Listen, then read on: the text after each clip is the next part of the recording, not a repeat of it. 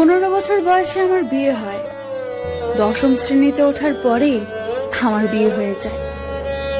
সাবালিকা হতে না হতেই বিয়ে নামের দায়িত্বটা আমার মাথায় বোঝা হয়ে পড়ে। কামুকতায় অধিকার আদায়ে প্রতি রাতেই স্বামী হিসাব করে পাই পাই করে আদায় করে নেয় তার অধিকার।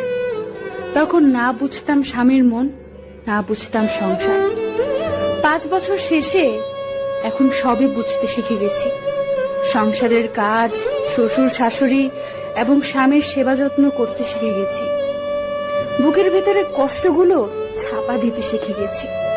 শুধু পারিনি আমার রূপ ও গুণাবলী দিয়ে স্বামীর মন জয় করতে।